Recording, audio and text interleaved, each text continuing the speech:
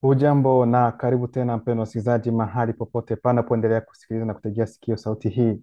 Hii ni sauti ya ndugu yako Imani Mchimbwa katika siri ya mambo yaliyofichika, na kwa ruhusa yake Loba Tite naenda tena mbele zenu wapendwa wasikilizaji, na kipindi na mada hii ambayo tayari mzaliwa wa pili ambaye ni Zilula San ameshatoa kwetu. Ndugu zangu, kama gisi mnavyoona, tema ya siku ya leo ni ufunuo juu ya ufunuo tu, kwa sababu mafundisho ambayo tunayoyapata kutoka kwa mzaliwa wa pili yanatubadilisha kila siku na tunaelewa mambo mengi, maarifa yanaongezeka, na hicho ni kitu ambacho ni muhimu sana. Leo tutaongelea mhusika mmoja ndani ya Biblia za kisasa, anajulikana kwa jina la Metusela kulingana na Biblia za kisasa. Metusela alikuwa nani? Maana hao wanaojiita kwamba ni manabii, wachungaji, mitume, wanapotoa mafundisho yao hamwezi mkaona mada kama hizi wanazigusia.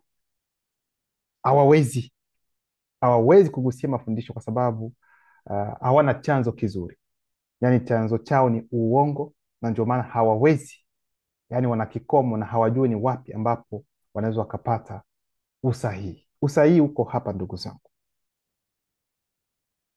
Kwa hiyo ndio maana katika mafundisho, wakati unapozungumza, huwezi ukamwongelea Nuhu bila kugusia Metusela. Huwezi ukaongelea kuhusiana na historia ya Nuhu, aidha namna gani Nuhu alivyozaliwa, aidha ametoka katika ukoo gani, bila kugusia Metusela, kwa sababu Metusela katika Biblia za kisasa yeye ndiye babu wa Nuhu, na babu wa Nuhu ndiye Henoko ndani ya Biblia za kisasa. Sasa mnapoongelea kuhusiana historia hiyo ya huyu watakayeita kwamba ni Nuhu, wanawambia kwamba huyu wanayeita Mwenyezi Mungu, Mungu Yehova Elohim El Shaddai Adonai, kwamba wakati ambapo alipoleta gharika aliweza kuwaponya watu 8. Maana yake Nuhu, mke wake, vijana wake 3 na binti, yani wake wa watoto wao, lakini pia pamoja na baadhi ya wanyama ambao ni najisi na wale ambao si najisi, nao pia walikuwa ndani ya safina hiyo. Ina maana kwamba huyu anayeita kwamba ni Mwenyezi Mungu aliweza kuokoa maisha ya wanyama ambao ni najisi. Sasa swali la kujiuliza ni hili, maana tunajua kwamba hata ndani ya Biblia huyu anayeita Nuhu alikuwa na ndugu zake, yaani alikuwa na kaka zake, alikuwa na dada zake, alikuwa na wazazi wake. Ina maana kwamba hao watu wote, ndugu zake na Nuhu, wote walikuwa watenda maovu kabisa, walikuwa watenda mabaya kabisa, hadi kwamba gharika ifike wote wakaangamizwa. Lakini wanawaambia kwamba hao mabinti 3 ambao waliolewa hapo, wao walipona. Swali la kujiuliza, wao walitoka katika familia gani? Wazazi wao walikuwa akina nani? Kwa nini wao waliokolewa? Kitu gani ambacho walikifanya ndugu zake na Nuhu ili kwamba wasipate kuokolewa? Walikuwa watu wabaya sana. Ina maana kwamba ubaya wao ulishinda hata wale nyama najisi ambao Mungu aliruhusu kwamba waingie ndani ya safina. Hizo zote ni swali za kujiuliza, lakini sio mada, sio tema. Tutaenda kuongea kuhusiana na ukweli, kuhusiana na nani Metusela alikuwa ni nani. Kama kawaida, mafundisho yetu yatatoka humu. Karatasi inaanza kutoka ndani ya Kalata Ndimsi, kitabu cha mahajabu ambacho unaweza ukaagiza kupitia leseditionzrulasan.com. Kama kawaida, mafundisho yetu huwa yana vipengele mbalimbali. Ndio maana kipengele cha kwanza tutaenda kuongelea utambulisho, maana uwezi ukaongelea mtu bila kuingia katika ukoo wake, bila kuingia kugusia kule ambako alitokea, alizaliwa na nani, nani ndio mama yake, baba yake, hali ilikuwa ya namna gani wakati alipozaliwa. Haya mambo yote, ndugu zangu, ni muhimu mno kuyafahamu na kuyatambua na kuyafanyia kazi. Kwa hiyo basi tutaenda ndani ya Carlton DMC kama jinsi nilivyosema katika kitabu cha Ebotedi sura yake ya kwanza mstari wa 103. Huyu anayezungumza hapa ni Moto ambaye ni mwanaume wa kwanza mweusi katika hali hii inayoonekana. Yeye ndiye atakayezungumza na atatupatia picha kidogo kuhusiana na uzao wake ambao utakuja hapo baadaye, kwa sababu wakati anapozungumza hapa, hawa wote ambao anawazungumzia hapa bado, walio wengi bado hawajafanya nini? Hawajazaliwa. Sikilizeni sasa kwa makini. Ebotedi sura yake ya kwanza mstari wa 103 inasema, nikaona katika maono yale yale. Ina maana kwamba Moto, mtu wa kwanza, naye pia baada ya anguko alipata maono, akaonyeshwa kile ambacho kitatokea hapo baadaye. Ndio maana akasema nikaona katika maono yale yale, kwa sababu kulikuwa maono mengine, lakini katika mwendelezo kwamba ngonde, ambao maana yake ni mweusi, atakuwa mmoja wa wazao wangu, kuna mabano, wote wa jamii nyeusi, tunafunga mabano, kutoka kwa Mundo. Mundo ndiye watakayeita Kushi aiza Ethiopia, na halafu Mundo atatokana na Bowinda, yaani Mundo atazaliwa na Bowinda, yeye atatokana na Bowinda, na Bowinda ndio nani? Ndio huyu ambaye wataita Ham aiza Kam. Bowinda atatokana na Wumse, yaani Bowinda atatokana na Nuhu. Wumse atatokana na Motangum, huyu Motangum ndiye watakaita Lameki. Motangum atatokana na Muketi. Muketi ndiye Metusela. Hapa ndipo kuna mafundisho, ni yeye musika huyu ambaye tutaenda kuongelea, lakini tutaendelea tu na orodha na hii nasaba ambayo tunaenda kuipata kuhusiana na Muketi, ndio jina lake halisi. Ndani ya Biblia za kisasa wanamwita Metusela, na watakavyomchora kama kawaida yao ni mzungu, lakini tunawaambia kila wakati kwamba historia yote ya Biblia za kisasa ni historia ya watu weusi ambayo wazungu walitaka kuchukua na kuibadilisha kwamba iwe ya kwao. Kwa hiyo wahusika wote ambao wako ndani ya Biblia wote walikuwa ni weusi, lakini wao walibadilisha. Na unapomwambia mtu mweusi katika wakati huu kwamba wewe ndio taifa teule, hawezi akaamini na hawezi akakubali, ataona kwamba haiwezekani mtu kama vile mweusi ambaye kwake yeye anaona kwamba ni mtu ambaye ni duni, hawezi akawa kile ambacho watu wanafikiri kukiongelea. Lakini walio wengi hawaelewi kwa nini ni vigumu kwao kutokuelewa na kutokuamini na kutokukubali haya ambayo tunayawaambia kila wakati. Mada sio hii. Wanawambia kwamba Wumse, yeye baba yake aliitwa Motangum ambaye wataita Lameki, naye Lameki baba yake akaitwa nani? Muketi, yani Muketi ambaye ni Metusela. Muketi atatokana na Dubise. Dubise Enoko. Dubise atatokana na Siba ambayo wataita Yeredi. Siba atatokana na Obea ambayo wataita Mahalalei. Obea atatokana na Benelambo ambayo wataita Kenani. Benelambo atatokana na Mumi, yani Enoshi, na Mumi atatokana na Longa, mmoja kati ya wanangu. Hapa ni Moto ndiye anayetupatia hii nasaba, anatuanzia kwenye mwanzo, tunaenda tunapanda, yani sehemu ambapo hao walizaliwa wajukuu, hadi tumefika kwa Longa. Longa ni mtoto pia wa moja kwa moja wa Moto, ambaye ndani ya Biblia za kisasa watamuita kwa jina la Seti. Yeye si kijana wa tatu aidha wa pili wa Moto, hapana, kwa sababu hapo mbele kulikuwa wengine ambao walizaliwa. Wewe mnatakiwa kuelewa hili. Kuna wengine sio mtoto naanisha sio mtoto wa tatu wa Moto kama gisi wanavyosema ndani ya Biblia za kisasa kwamba kulikuwa Kaini na Abeli, alafu Abeli akafariki akauawa, alafu Seti akaingia. No, yeye sio mtoto wa tatu wa Moto, kulikuwa wengine kabla yake. Kwa hiyo hilo unatakiwa kulielewa. Moja kwa moja Moto hapa anatuonyesha ni namna gani watoto wake watakavyokuja hapo baadaye. Halafu wanatuambia kwamba huyu ambaye ni Muketi watakaita Metusela, yeye ndiye baba wa Motangum. Motangum naye pia atamzaa Wumse ambaye ni Nuhu.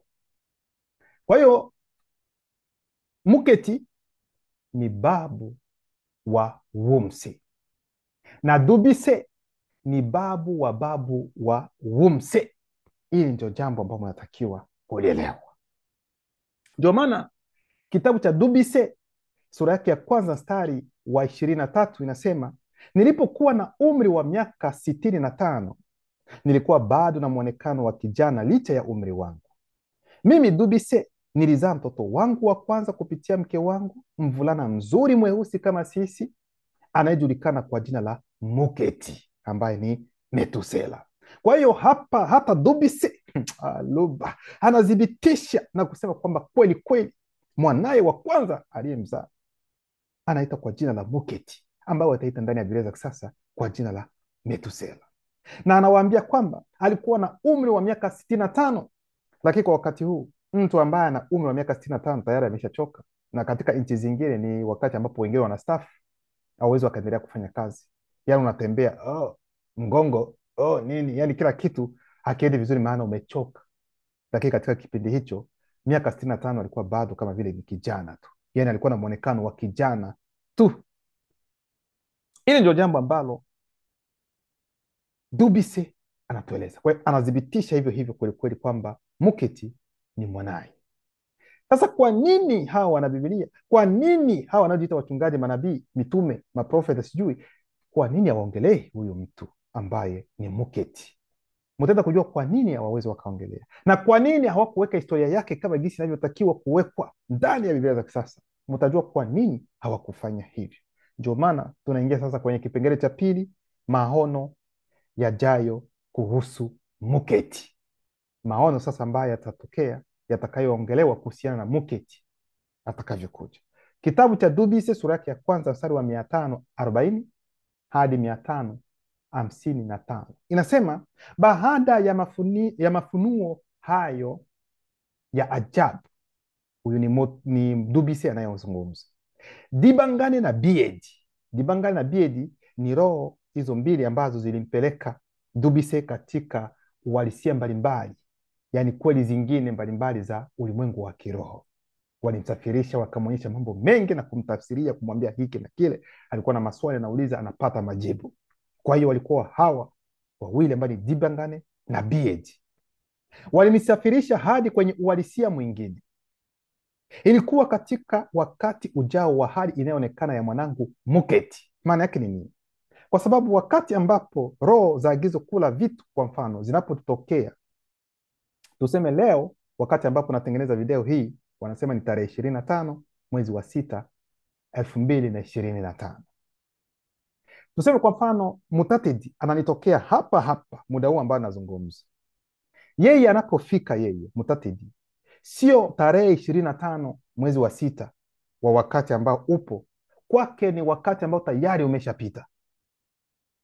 Maana roho za agizo kula vitu, wao hawako katika wakati na nyakati, wao wako nje ya wakati na nyakati. Kwa hiyo wanapokuja, yani moja kwa moja wewe unaingia katika majira yao, katika muda wao. Ndio maana hata wakati anapokutokea, hata kama ulikuwa na haja ya kula, kama ulikuwa na hisi hata njaa inakatika pale pale. Hata kama ulikuwa unapenda ufanye hauwezi ukafanya. Hata kama ulikuwa unapenda labda ufanye macho hivi, ufanye. Yani kila kitu ni kama vile kinaganda, unaingia katika uhalisia, unaingia katika muda, katika wakati wa roho za agizo kula vitu. Kwa hiyo hapa wanasema kwamba ni kipindi hicho ambacho ni katika wakati unaokuja, katika hali hii inayoonekana wa mwanaye ambaye ni Muketi, lakini kwa roho za agizo kula vitu ni muda ambao tayari umeshapita. Katika wakati huu ujao, mwanangu Muketi alikuwa na mwana aliyeitwa Motangum, yani Lameki, na nikaona Muketi akimchumbia mwanaye Motangum mwanamke mweusi mzuri sana aliyeanzishwa kwa jina la Muyahu. Muyahu maana yake wema, adabu, ni hivyo. Kwa hiyo mapatriaki, ndugu zangu, katika kipindi cha awali, wao walikuwa wanajua na walikuwa, kwa sababu ni watu ambao wanaendelea kiroho zaidi sana, walikuwa wanajua kwamba huyu mtoto wangu huyu, mimi nikiondoka, yeye anaweza akachukua nafasi kuhusiana na hili na lile. Huyu kulingana na gisi mimi ninavyomuona, anaweza akafanya kazi hii, huyu anaweza akafanya hili, huyu anaweza akafanya lile. Unaona ndugu zangu, ndio maana hata wakati huo anapoona mwanaye kwamba ameshakuwa mtu mzima, anaweza akampendekezea kwamba anapendekeza, kwa mfano, inaweza kuwa vizuri kumwoa binti huyu. Sio kwamba analazimishwa, hapana, kwa sababu lazima katika ukweli hilo halipo.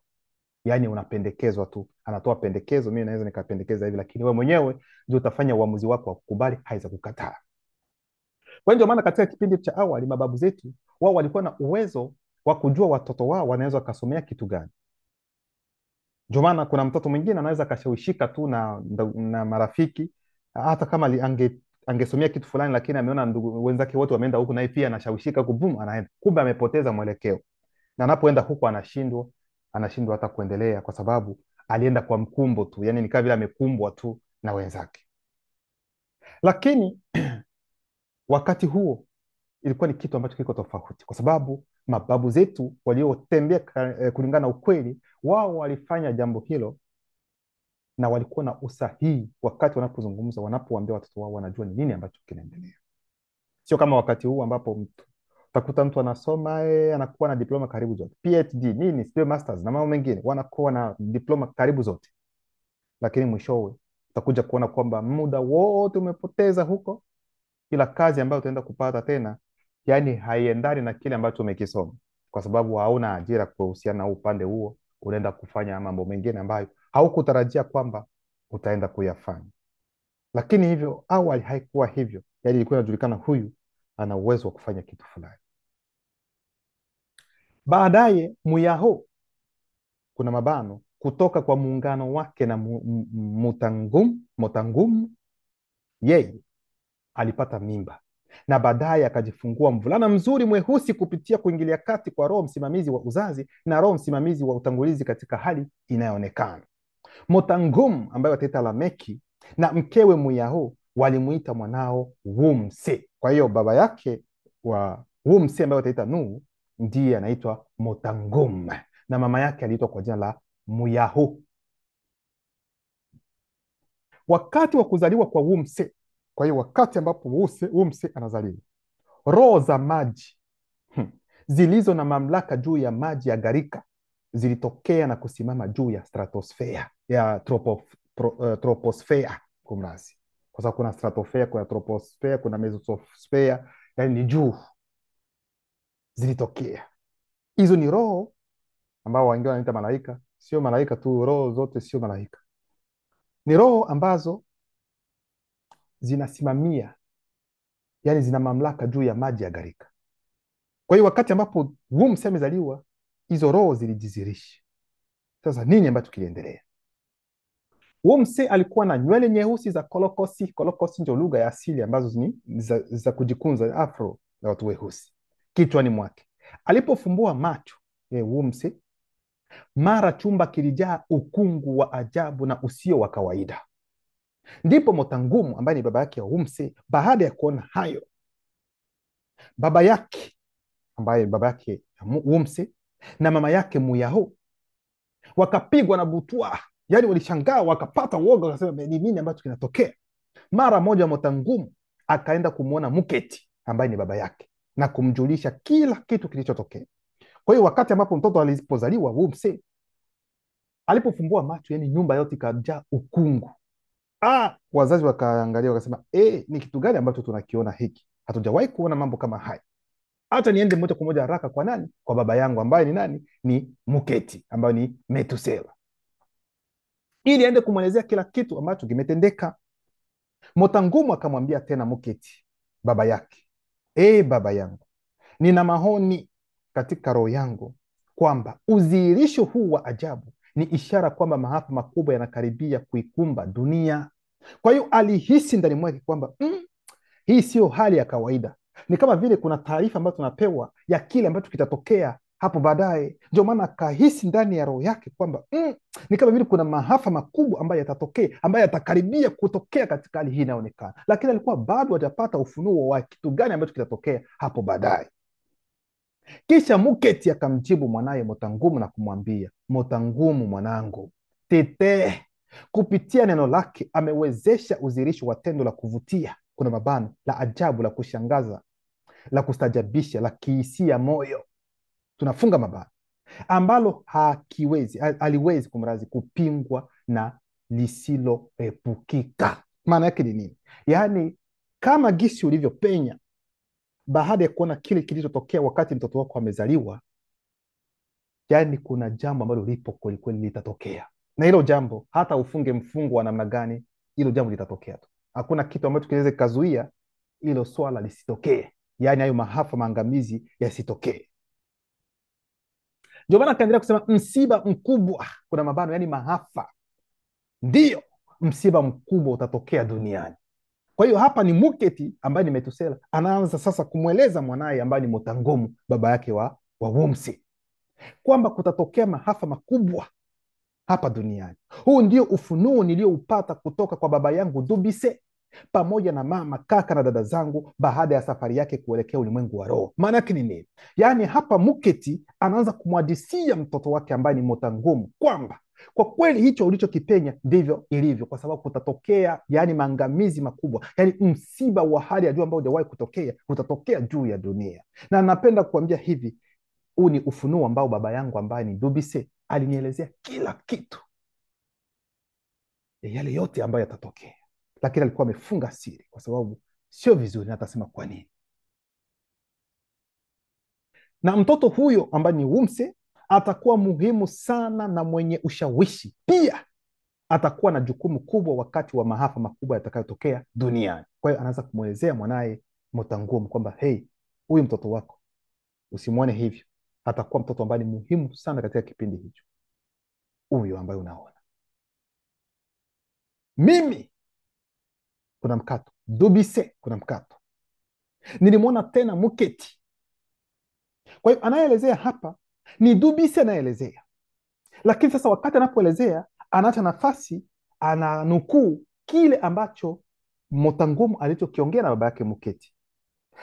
Ndio maana hapa sasa Dubise anasema nilimwona tena Muketi akimwambia mwanaye Motangumu, kuna nukta mbili, Motangumu mwanangu, hiki ni kitabu cha Dubise, yani wanaita Henok baba yangu, kuhusu Wumse usimfunulie yaliyomo katika kitabu hiki, wala watoto wako wengine watakaozaliwa baadaye, kwa kuogopa kubadilisha maisha yao ya baadaye. Kwa hiyo kuna unabii, kuna ufunuo kuhusiana na Wumse, kuhusiana naye, lakini unaona hichi kitabu ambacho ni kitabu cha Dubise, yani anacho kitabu cha baba yake ambaye ni Dubise, na hicho kitabu cha Dubise sio hivyo vitabu ambavyo uko navyo no. Kwa hiyo kuna siri kubwa ambayo imo, ila usimwambie Wumse siri za ufunuo ambao umo humu ndani ya kitabu hiki, kwa sababu vinginevyo vinaweza kubadilisha nini, vinaweza kubadilisha maisha yao ya baadaye, kuliko kufanya hivi kwa sababu amejua hiki na hiki kinaweza kumfanya aende tofauti na utaratibu. Kwa hiyo ndio maana nikupenda kuambia kwamba, ndugu zangu, kuna mambo ambayo shetani anaruhusiwa apate kufahamu, kuyajua vizuri, na kuna mengine ambayo hajui. Maana walio wengi wanafikiri kwamba labda shetani anajua kila kitu. No, shetani hajui kila kitu, na Mulidi ametuambia kwamba mnaweza hata wewe mwenyewe unapotembea kulingana na ukweli unaweza ukamshangaza shetani. Sasa namna gani huyu mtu? Kwa sababu sio kila kitu ambacho anaruhusiwa kwamba apate kujua. Kwa hiyo haya ni mambo ambayo lazima mpate kuyatambua vizuri, ndugu zangu, gisi maisha ya kiroho yalivyo. Ndio maana utasikia watu kila kona, sijui wanamuua shetani, wengine wanamuunguza, wengine wanampeleka kwenye sijui sehemu ambayo iko kame, sijui kuna aina gani za shetani? Kuna washetani wangapi? Tuseme yule shetani ambaye aliyekuwa wa kwanza kuanguka ni mmoja tu, na hawezi kuwa sehemu zote. Wao unamkanyaga huku, wengine wa Afrika wanamkanyaga, walio Marekani wanamkanyaga, walio Australia wanamkanyaga, walio sijui, mtamkanyaga aje lini? Na mnamkanyaga kwa kutumia kitu gani zaidi? Miguu yenu.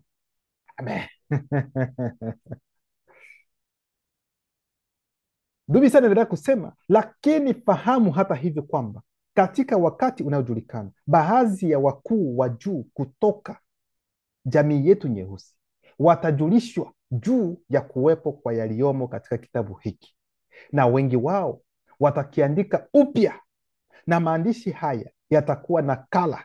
Hii itatokea muda mrefu baada ya maafa makubwa. Kwa hiyo akamwambia kwamba hiki kitabu ambacho nakiona cha baba yangu ambaye ni Dubise,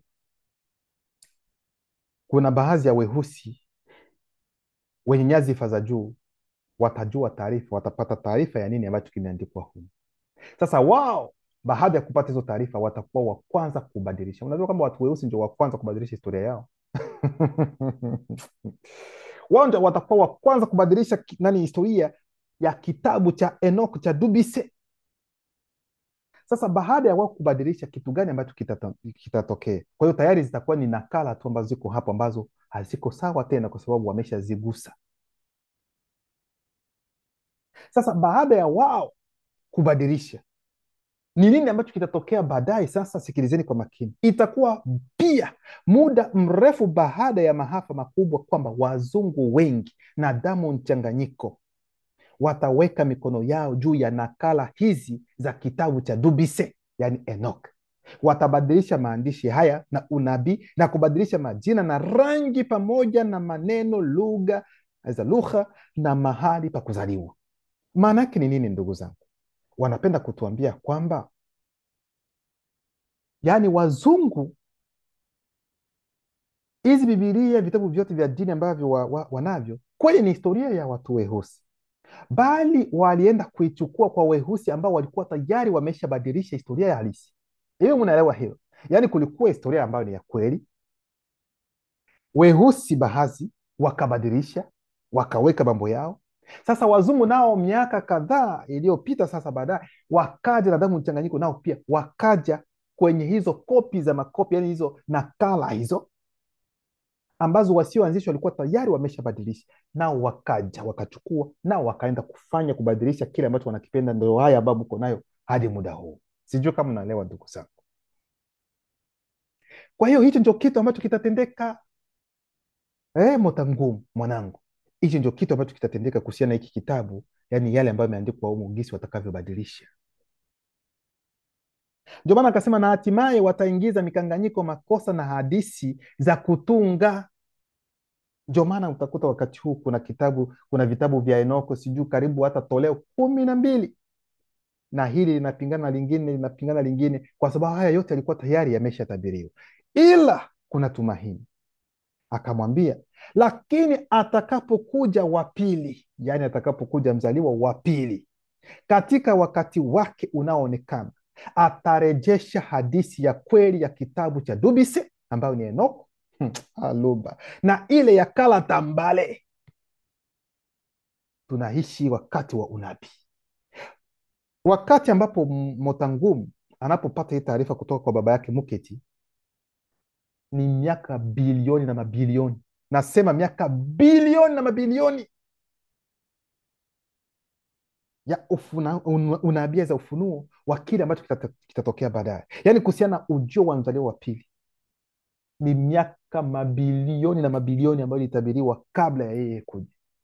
Kwa hii historia ambayo tunasoma hapa kwamba wa pili atakapokuja atabadilisha, ataenda kurejesha kila kitu ambacho walikuwa wameshabadilisha, na tumo katika kipindi cha mzaliwa wa pili.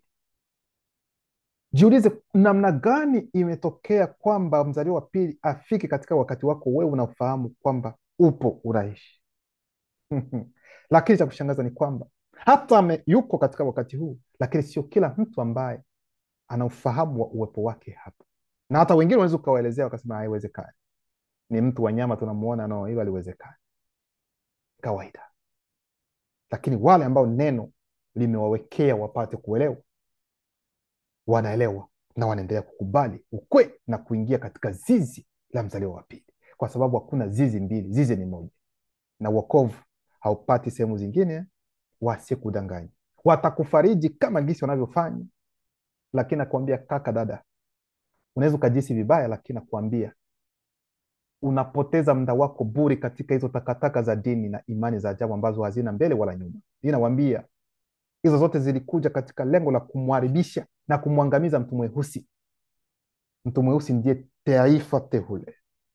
Mtu mweusi ndiye mtu wa asili, yeye ndio mtu wa kwanza katika dunia hii. Wengine wamekuja tu, sio katika utaratibu ambao umewekwa. Ndio maana wengine walipokuja, ndipo zana ya utaratibu mpya wa dunia ukaingia.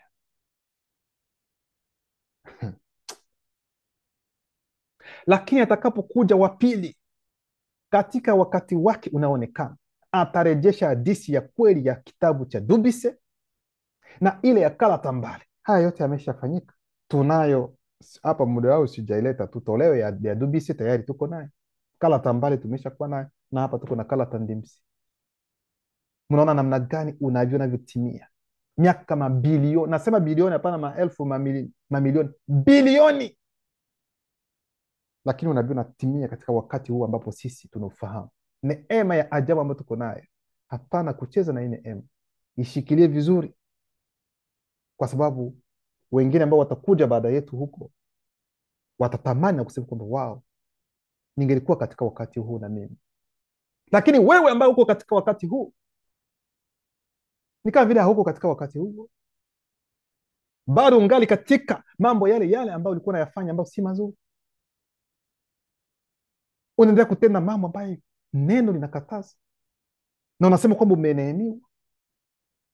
Hakuna tofauti kati yako na yule ambaye hayuko katika neno. Kweli, fanya mabadiliko katika maisha yako, kaka, dada. Hii neema ambayo tumeipata, hii ina mwisho wake. Kwa hiyo kila mmoja achunguze mwenendo wake. Ndugu zangu, bado tungali na mstari wa pili katika hali inayoonekana. Kwa ndio maana shetani alifanya kila awezalo ili kuhakikisha kwamba huu unabii usipate kujulikana na usipate kutimia. Maana alielewa vizuri kwamba wa pili atakuja, lakini hajui lini atakuja. Kwa ndio maana waliingia ndani ya Biblia, ndani ya maandiko, wakaanza kubadilisha unabii kuhusiana na mzaliwa wa pili, na wengine ndio maana wakaweka kitabu kile cha Yohana 3:16 ili kuhakikisha watu weusi wasiwe hata na fikra kwamba kunaweza kukaja mkombozi wao mwingine, kwa sababu mwokozi ni mmoja, yeye ni mtetezi. Wataleta kitabu hicho cha Yohana 3:16, kwa maana jinsi hii Mungu alivyopenda ulimwengu hata akamtoa mwana wake wa pekee, ili kila mwaminie asipotee, bali hawe na uzima wa milele. Tulikaririshwa hadi mashuleni katika lengo gani? La kuficha ukweli. Hilo ndio andiko ambalo tulikaririshwa sote, maana wanajua kwamba kutakuja mzaliwa wa pili, lakini lazima waanze kwanza kubadilisha, wawaambie watu kwamba kuna mtoto mmoja, Mungu ana mwana mmoja tu wa pekee, wengine wote ambaye mwingine atakayetokea huyu hatakuwa mtoto wa kweli wa Mungu. Hivyo ndivyo walivyotengeneza kila kitu, na hiyo Biblia yenyewe inasema kwamba katika kitabu cha Mwanzo sura yake ya 6 mstari wa kwanza kwamba wana wa Mungu waliwaona binti za watu kwamba ni wazuri. Sasa ikiwa Mungu ana mwana mmoja wa kipekee kama gisi Yohana 3:16 inavyosema, sasa wale wana wanaoongelewa katika kitabu cha Mwanzo sura yake ya 6 mstari wa kwanza ni wana wa nani? Kitabu cha Ayubu sura yake ya kwanza mstari wa 6 inasema hivyo, wana wa Mungu walikusanyika pamoja, na shetani naye pia akafanya nini? Akaenda kujiingiza pale.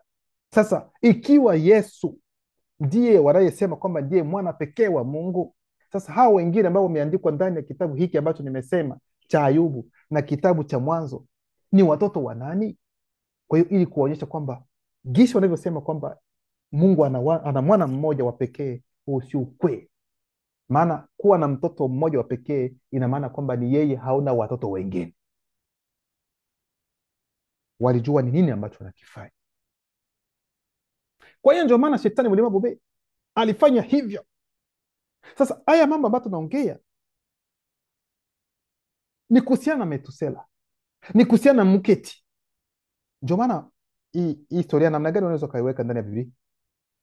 Hawawezi, hawakutaka kuweka historia hii, haya maneno ambayo anaongea Muketi ndani ya Biblia za sasa. Hawawezi. Mtaweza kusikia kwa nini? Kipengele cha 3, hadithi iliyosimuliwa na Muketi. Sasa Muketi yeye mwenyewe sasa ataongea, kwa sababu yule ambaye alikuwa anaongea hapa kweli ni Dubise aliyekuwa akizungumza kwamba angalia, mwanangu Muketi anaongea hili. Sasa tutaenda yeye mwenyewe aongee. Sasa sijui kama unaelewa hiyo, ndugu zangu, hakuna mkanganyiko. Yaani ni Dubisi aliyeeleza namna gani mtoto wake alivyokuwa akiongea. Sasa hapa sasa tunaenda kwenye shahidi mwenyewe kabisa, na yale ambayo baba yake ambaye ni Dubisi aliyoyaongea, na yeye atakuja kuyadhibitisha hapa. Ndio maana tunaenda katika kitabu cha Muketi, yani kitabu cha Metuselai, aidha cha Metusela kumrazi, yani kitabu cha Muketi sura yake ya kwanza mstari wa kwanza hadi 4. Inasema hivi: mimi Muketi, maana yake mshale, yani Muketi jina lake linamaanisha mshale, mwana wa Dubise na mjukuu wa Siba, kwa sababu Siba ndiye baba yake ya nani? Baba yake ya Dubise, na huyu Siba ndiye watakaita ndani ya Biblia za kisasa kwa jina la Jeredi. Mimi pia nilizirika muda mrefu kabla ya gharika kuu na mgawanyiko wa vipande vya bara letu kuu na zuri. Kwa hiyo naye pia anasema kwamba wakati alipozaliwa, wakati alipozirika katika hali inayoonekana, ilikuwa ni kabla ya gharika na kabla ya mgawanyiko wa vipande vya bara. Baba yangu Dubise, kwa mabano, sio Dubise mwana wa Pongise, kwa sababu Pongise pia alikuwa na mwana ambaye anaitwa Dubise, lakini sio huyu ambaye alikuwa mwana wa Siba. Unasikia? Yaani baba yake Dubise ambaye alikuwa ni mwana wa Siba na mjukuu wa Obea, yaani ambaye wataita Mahalalei. Alikuwa tayari miaka iliyopita ameondoka kiroho, kuna mabano, yaani unyakuo. Alikuwa ameondoka kiroho, hali inayoonekana, yaani kutoka katika hali inayoonekana, alikuwa tayari ameshanyakuliwa Dubise. Kwa maana baada ya kuishi kwa muda mrefu na kwa furaha katika hali inayoonekana pamoja nasi, alisafirishwa hadi katika uhalisia wa kiroho na roho za agizo kuu la vitu bila kupata kifo. Hii baada ya kugeuzwa kutoka kwa hali yake ya kuonekana. Maana yake ni nini? Maana yake Dubise ambaye wataita Enoko alinyakuliwa. Huyu anayeita kwamba ni Yesu atakuja ndani ya Biblia za kisasa, anaongea na Nikodemu, wanazungumza mambo mengi. Atafika ataanza kusema kwamba hakuna mtu aliyepaa kwenda mbinguni, labda mwana wa mtu ambaye yuko mbinguni ambaye ameshuka. Haya, hata huyu Yesu hajawahi kuwepo. Ndani ya Biblia za kisasa wanasema kwamba Enoko alinyakuliwa, Eliya alinyakuliwa. Namna gani huyu wanaita Yesu aje na kusema kwamba hakuna hata mmoja ambaye amepaa kwenda mbinguni? Nina ili kuonyesha kwamba huyu ni mhusika wa uongo. Alafu anaendelea kusema, Muketi anaendelea kusema, muda mrefu baada ya moto kumfukuza Njom kwa sababu historia ya Njom watoto wa Mutu walifahamu vizuri. Njom ndiye yule nyoka, eza joka kubwa, dragon la nchi kavu, ambalo lilimdanganya, yani ambalo shetani mlima bobea alifanywa kitu kimoja naye ili kwenda kumdanganya mwanamke, kwa sababu Njom alikubali kwa hiari. Yani yule nyoka ambaye mnaita nyoka ambaye mnachorachora, ana jina lake, anaitwa Njom. Njom, na alikuwa na mke wake pia, na tutaenda kuambia jina la mke wake pia.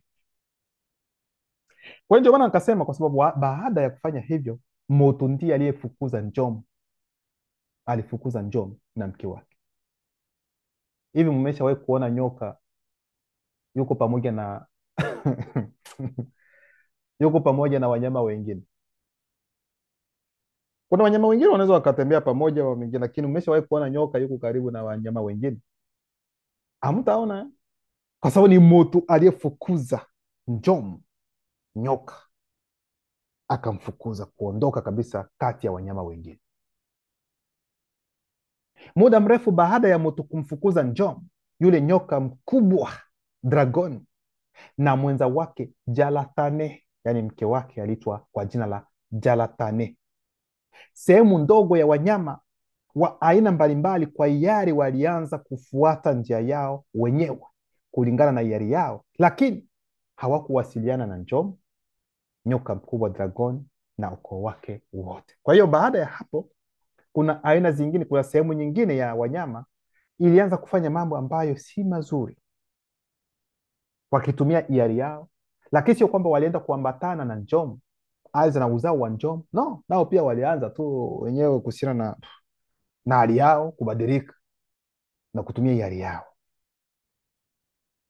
Ikawa kwamba kundi la viumbe walioanguka, yaani kundi la bamululuma bungulane, yaani malaika walioanguka wa utaratibu wa tatu, waliingia katika uumbaji unaoonekana kupitia lango lililofunguliwa na aina mbalimbali. Kuna maabano sehemu ndogo za wanyama, kila mmoja akifuata njia yake kwa hiari. Yaani ndio hapo sasa ndipo malaika walioanguka wa utaratibu wa tatu, wao wataona kuna mlango kati ya baadhi ya wanyama, na kupitia milango hiyo wataingia katika uumbaji huu. Lengo lao litakuwa kitu gani? Hapa wanaanza kutueleza. Alikuwa ni mmoja wa bamuloma bungulani, yaani malaika walioanguka, anayejulikana kwa jina la mpungu, ambayo inamaanisha uasi, ambaye alikuwa wa kwanza kuwa na mahusiano ya kingono yenye mapatano na mamalia wa baharini, jike wa baharini, ambaye alikuwa dragoni wa baharini, akichukua umbo la mamalia wa baharini, mnyama dume wa baharini. Maana yake ni nini? Kwa sababu katika kitabu cha Dubise alitutajia majina karibu ya malaika walioanguka 35 wa utaratibu wa tatu. Sasa wa kwanza kati yao ambaye alikuwa na nguvu sana kuliko wenzake wote anaitwa kwa jina la mpungu, yaani malaika walioanguka. Naongelea na kabila hili ambalo wanalijua vizuri, wanaoita abecha pungu. Angalishi, maana mnachukulia kwamba huyu ndio Mungu wenu, mnaita abecha mpungu, abecha mpungu. Kwa sababu abecha nyinyi mnasema ni Mungu, si ndio? Na mpungu ndio Mungu huyo. Lakini hapa mnaonyeshwa kwamba mpungu ni malaika aliyeanguka wa utaratibu wa tatu, ambaye yeye alikuwa na uweza kweli kweli wa kutosha sana kuliko wenzake wote wa utaratibu huu wa tatu. Kwa hiyo fanyeni angalisho, wahusika wanaelewa ni nini nawaongea. Fanyeni angalisho, mnaenda kuabudu vitu ambavyo msivyojua. Mnafikiri kwamba mnaabudu muumba wa kweli, kumbe mko katika kuabudu malaika walioanguka. Fanyeni angalisho, ndugu zangu. Kwa hiyo wa kwanza kuanza kufanya kitendo hicho na wanyama alikuwa ni mpungu, yaani malaika aliyeanguka wa kwanza huyo mpungu, kutoka katika daraja, katika utaratibu huu wa tatu. Sasa sio kwamba wataenda kubaka wanyama, hapana, bali watafanya mazungumzo na itakuwa kwa hiari, kwa sababu wanyama hao walitumia hiari yao wakakubali. Lakini pia unatakiwa kuelewa kwamba wakati walipokubali, hao wanyama nao pia walikuwa na waume zao. Hivi mnaelewa? Hao wanyama waliofanya hivyo na hao malaika walikuwa na waume zao. Ina maana kwamba walienda nje ya ndoa. Maana wengine wanafikiri kwamba kwenda nje ya ndoa ni kuhusiana na mwanaume mwanamke tu, hata kwenye viumbe. Ndio maana Mzaliwa wa Pili Mledi anatuambia kwamba swala la uzinzi ama mengine hata kwa wanyama lipo, hata kwa ndege. Maana alitutajia kwa mfano aina ya nani, ya tai anapokuwa na mume wake ni huyo, yani yeye anamwamini, yani aweza akabadilisha, na tai naye pia aweza akaenda nje ya ndoa. Sasa watu watajiuliza, walikuwa wanafanya namna gani? Kwa sababu malaika walioanguka wanaposhuka nao pia ni kama ni watu weusi tu ambao utaona. Sasa walikuwa wanafanya namna gani ili kutembea na hao wanyama? Ndio maana wakatuambia hapo walikuwa wakichukua umbo la mamalia wa baharini, lakini wanyama ambao ni dume wa baharini. Kwa hiyo kama wataenda kutembea na jike ambayo ni kutusema kwa mfano ni nyoka dragon, naye pia atajibadilisha, atachukua mwonekano wa nyoka dragon ili kwenda kulala na kuzaa watoto ambao watakuja baadaye, na matokeo ya hao watoto ndio demons zinatokea. Hiyo mwelewe vizuri, sio kama historia ngayo ambayo mnaambiwa katika hizo dini kwamba wengine wanasema kwamba Demon ni malaika walioanguka, walipoanguka ndio wakabadilika wakawa demons. Na hizo ni historia za Katoliki hizo, kwamba malaika walioanguka walipoanguka wakawa demons. Mm-mm. Demons zilizaliwa katika dunia hii na zilikuwa na miili hii lakini kuna wakati ambapo miili iliangamizwa. Hatuko hapa. Kwa hiyo huyu alikuwa wa kwanza kwenda kutembea na moja kati ya mnyama wa baharini, na matokeo yake sasa, baadaye mamalia huyu wa baharini, jike kubwa wa baharini, alipata mimba kwa njia ya ajabu ya viumbe viwili mseto, dume na jike. Kwa hiyo kuhusiana na ngono hiyo aliyofanya huyu malaika walioanguka na huyu mnyama wa baharini, huyu mwanamke, yani hilo jike, lilipata ujauzito na ndani kulikuwa viumbe hivi viwili, yani kulikuwa dume na kulikuwa jike ndani, na vyote vilikuwa ni viumbe mseto. Muda mfupi baadaye, mamalia huyu wa baharini alizaa kiumbe wa baharini mseto, demoni dragon ya baharini yenye nguvu za ajabu. Demoni hii dragoni ya baharini ilikuwa demoni ya kwanza kabisa na yenye nguvu zaidi kati ya jamii zote za demoni. Inajulikana kwa jina la Ngungwa Ngando la Lemba. Kwa hiyo matokeo ya mpungu kuzaa na mmoja kati ya wanyama wa baharini dragon ilitoa matokeo ya watoto wawili. Mtoto wa kwanza ni dume ambayo ni demon, inaitwa kwa jina la Ngungwa Ngando la Lemba. Hiyo ndio demon ya kwanza kuzaliwa, yaani hiyo ina nguvu kuliko demoni zote ambazo mnazijua katika ufahamu wenu. Hivyo ndivyo navyotakiwa kuelewa. Naye akamzaa pia kiumbe wa baharini wa kike mseto. Kiumbe huyu wa baharini wa kike mseto anajulikana kwa jina la Digongodiba. Kwa hiyo hizi ndio demoni mbili za kwanza kabisa kuzaliwa. Ya kwanza ambayo ina nguvu kabisa kuliko hii ya pili ni Ngungwa Ngando la Lemba, ndio demoni ya kwanza ya kiume, na demoni ya pili kabisa ilikuwa nani Digongodiba, ilikuwa jiki. Kwa hiyo demoni zingine zote ambazo zitakuja huko haziwezi kuwa na nguvu kuzidi hizi demoni mbili. Hapo hivyo hatujaongelea kuhusiana na huyu ambao wataita Yehova Yahweh Elohim Shaddai ambaye ni Dibole, ni wamekuja baadaye huko. Huyu anaita Yesu ambaye nyuma yake ni Mitele, imekuja baadaye huko. Hapa tunaongelea demoni za kwanza, maana hata huyu mnaita Yehova Yahweh Elohim sio demoni ya kwanza, anaitwa kwa jina la Dibole. Ndio demoni hiyo ambayo mnaabudu, ambayo mnaita kwamba Mungu, Mwenyezi Mungu, Yehova Elohim Shaddai vingine. Demoni iliyo nyuma inaitwa Dibole. Na huyu Yesu ambao wanaabudu, huyu Yesu mwokozi wa mwingine, demoni iliyo nyuma inaitwa kwa jina la Mitele. Na wote ni watoto kinguvu. Hauwezi ukalinganisha na hizi demoni mbili ambazo tumesema hapa.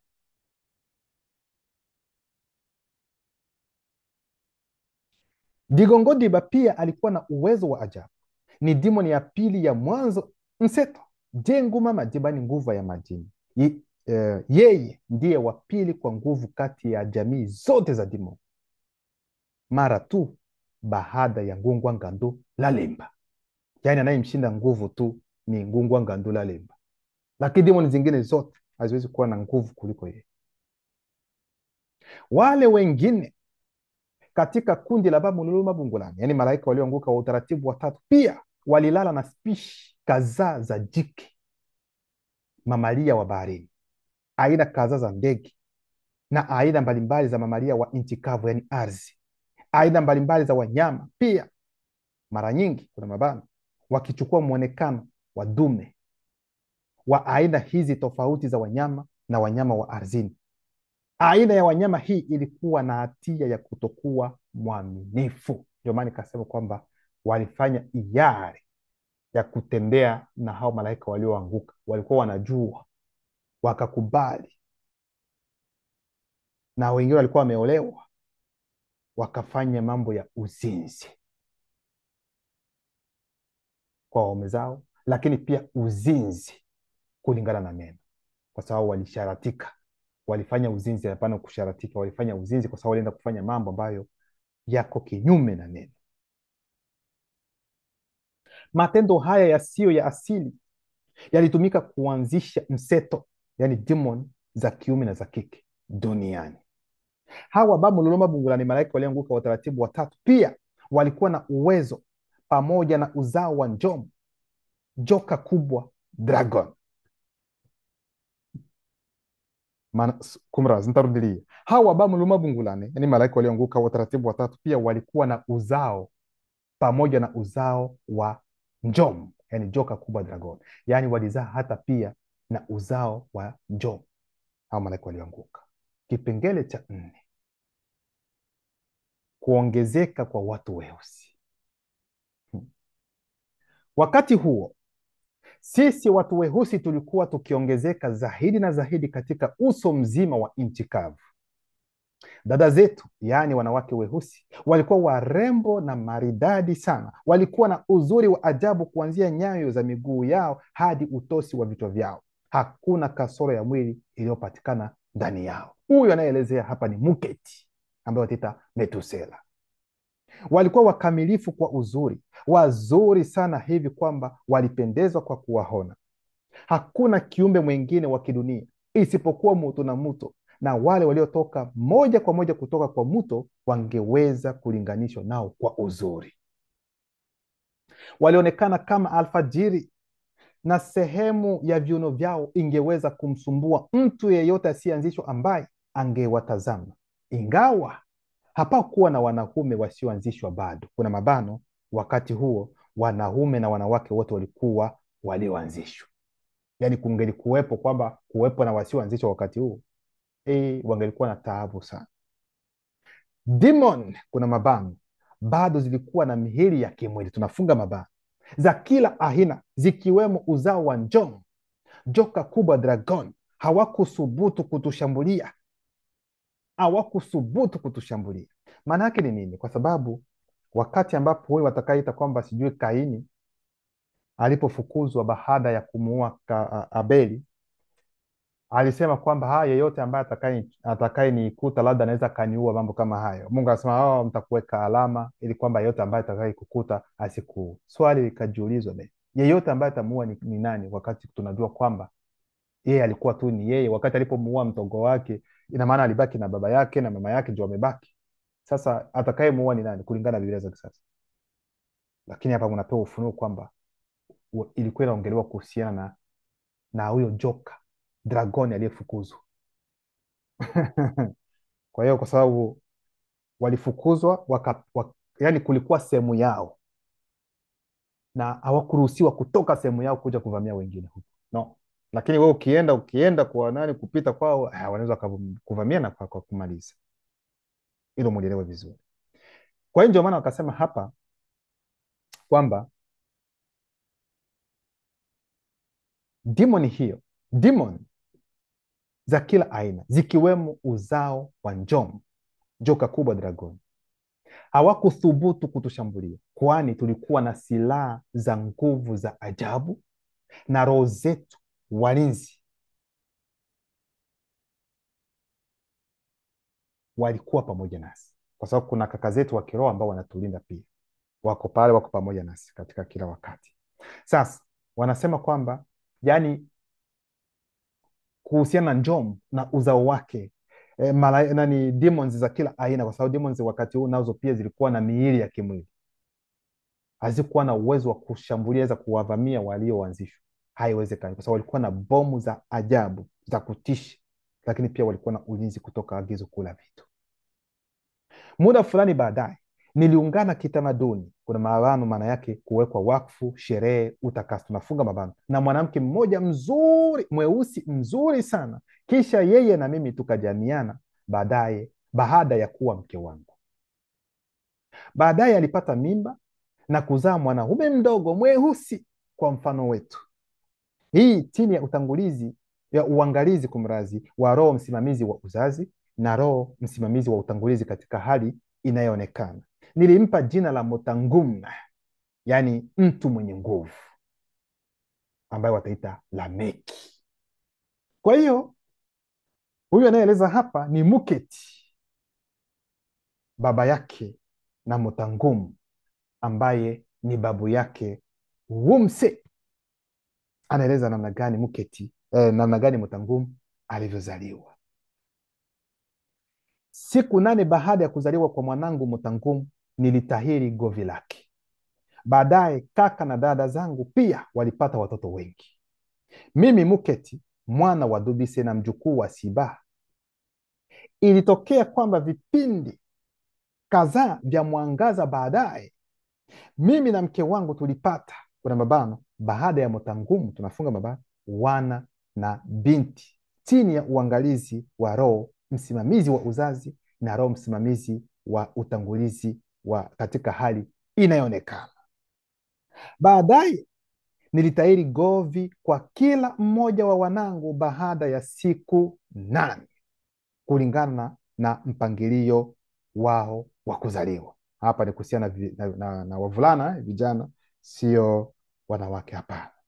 Kipengele cha 5, Muyaho mke wa Mutangumu na mtoto wao wa kwanza. Kitabu cha Muketi sura yake ya kwanza mstari wa 26 hadi 41 nasema, nilikuwa nimempendekeza mwanangu mrembo sana mweusi aliyeanzishwa, aliyeitwa kwa jina la Muyaho, ambayo itamaanisha fadhili, adabu, wema, awe mke wa mwanangu Mutangumu kabla ya kuzaliwa kwa watoto wangu wengine. Muda fulani baadaye mwanangu Mutangumu aliungana, kuna mabano, aliyewekwa wakfu, kuna mkato, sherehe, kuna mkato, aliyetakaswa, tunafunga mabano, aliungana na nani? Na Muyaho. Kisha yeye na Mutangumu walijamiana, hii baada ya kuwa mke wake. Baadaye Muyaho alipata mimba na baadaye akajifungua mvulana mweusi mzuri sana kupitia kuingilia kati kwa roho inayosimamia uzazi na roho inayosimamia utangulizi katika hali inayoonekana. Mutangumu, yani Lameki, na mkewe Muyaho walimuita mwanao Wumse, yani Nuhu. Unaona? Wakati wa kuzaliwa kwa Wumse, roho za maji zilizo na mamlaka juu ya maji ya gharika zilitokea na kusimama juu ya troposfera. Kwa hiyo, yani kile ambacho Dubisa alichokieleza tunakiona hata pia Muketi naye pia anaeleza yale yale, yani historia ni ile ile, yani hakuna mabadiliko yoyote. Wumse alikuwa na nywele nyeusi za kolokosi, yani zilizojikunja kichwani mwake. Alipofumbua macho, mara chumba kilijaa ukungu wa ajabu na usio wa kawaida. Kisha Mutangumu mwanangu na mke wake Muyaho wakapigwa na butwa. Mara Mutangumu alikuja kuniona mimi Muketi na kunijulisha kila kitu kilichotokea. Mutangumu mwanangu aliniambia mimi Muketi, baba yangu, nina maoni katika roho yangu kwamba udhihirisho huu wa ajabu ni ishara kwamba maafa makubwa yanakaribia kuikumba dunia. Kisha mimi Muketi nikamjibu mwanangu Mutangumu na kumwambia, Mutangumu mwanangu, Tite kupitia neno lake amewezesha udhihirisho wa tendo la kuvutia, yani la ajabu, la kushangaza, la kustaajabisha, la kihisia moyo, tunafunga mabano, ambalo haliwezi kupingwa na lisilohepukika. Msiba mkubwa, yani maafa, ndiyo msiba mkubwa utatokea duniani. Huu ndio ufunuo nilioupata kutoka kwa baba yangu Dubise pamoja na mama, kaka na dada zangu, baada ya kurejea katika mwili wake wa kimwili baada ya safari yake kuelekea ulimwengu wa roho. Na mtoto huyu Wumse atakuwa muhimu sana na mwenye ushawishi. Pia atakuwa na jukumu kubwa wakati wa maafa makubwa yatakayotokea duniani.